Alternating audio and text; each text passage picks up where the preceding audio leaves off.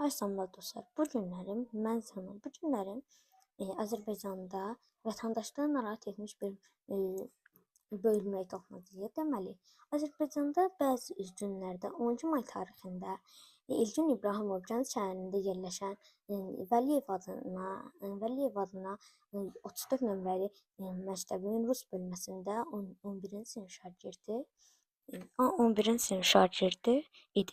Mayın 12-si axşam saatlarında o Gəncə Dövlət Texnologiya Universitetinin tərk edilmiş yataqxanasında həyətində ağır vəziyyətdə tapılıb. Əraziyə daxil olan peşə məktəbinin mühafizəçisi inək səsi eşidərək hüquq mühafizə orqanları məlumat veribdi. Elgün dərhal xəstəxanaya çatdırılsa da, aldığı xəsarətlər nəticəsində mayın 13-sü vəfat edibdir. Baş prokurorluğun məlumatına görə Elgün İbrahimov ölümü bağlı Cinayət Məcəlləsinə 126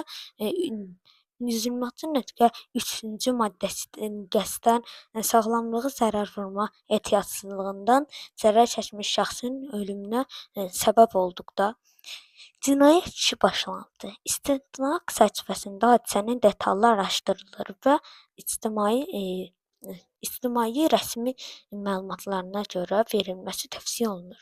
Bəzi mənbələr Elgün İbrahimov döyülərək öldürüb iddia olunur.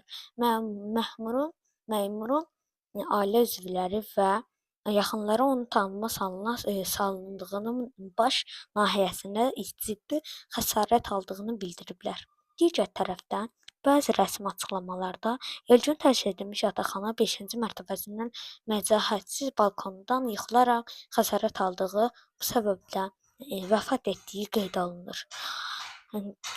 Baş prokurorluq nümayəndəsi Sabir Musayev ictimai mücadilət edərək hadisə ilə bağlı əsas məlumatları, sübutları olan şəxslərin prokurorluğa müraciət etməsi xahiş edilib. O dəqiqləşdirilməmiş, məlumatın yayılmamış istinaqa mane ola bilməyi vurğulayıblar. Nəticədə Elgün İbrahimov fəciyəvi ölümündə cəmiyyətimizdə dərin kədər və narahatlıq doğurub.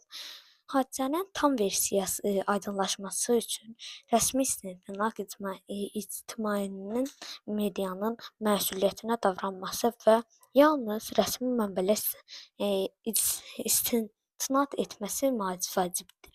Deməli, uşaqlar, yəni gündəm zəbt etmiş 10 may tarixində vəfat etmiş bir İlkin İbrahimov 18 yaşlı bir tələbədən danışacağıq. Düzdür, videomuz 3 dəqiqədir. Deməli, mən də əlavə məlumatlar, öz fikrimi bildirmək istəyirəm. Bəziləri mən internetdə araşdırarkən, bəziləri buna deyirlər ki, məsələn, deyirlər ki, polis tərəfindən öldürülüb, bəziləri deyir ki, 60 manata görə öldürülüb, bəziləri deyir ki, intihar edib. Yaxşı, gəlin indi aydınlaşdıraq. Əgər polis tərəfindən öldürülübsə, hardan bildiniz bu polis tərəfindən öldürülüb? Əgər 60 manata görə öldürülübsə, hardan bildiniz? Yaxşı, indi intihar etməsinin haqqında danışaq, o da yalandır. Niyə? Məsələn, heç kimdən narazılığı olmayan, ailəsi ilə yaxşı, rəftar edən, dostları arasında mühafizə olmaması, sevgilisi yox falan, sevgi haqqında olmaması niyə intihar etsin? Oxumuş bir Azərbaycanlı qardaşımız, tələbəmiz niyə intihar etsin axı? Bizə də o maraqlıdır. Ona görə də bu yalan məlumatlardır, hamısı internetdə yalandan rəsmi xəbərlər məlumat verməmiş, öz-özündən yalan məlumat verən insanlar yalandan deyirlər, inanmayın. Hələ ki dəqiq məlum deyil ki, kim öldürülüb. Bəziləri də heç deyir ki, insan öldürməyib bunu, hansısa məmur öldürüb. Sağ olun, videomuzu bəyəndinizsə like atıb abunə olmağı unutmayın. Düzdür, biraz keçəcəkdir. Amma ki, əslində video çəkdim, istədim məlumat əlavə verdim və bu məlumatları mən rəsmi xəbər portallarından izləmişəm. İzləməyi də tövsiyə görürəm ki, belə məlumatlardan xəbəriniz olsun. Sağ olun, salamat.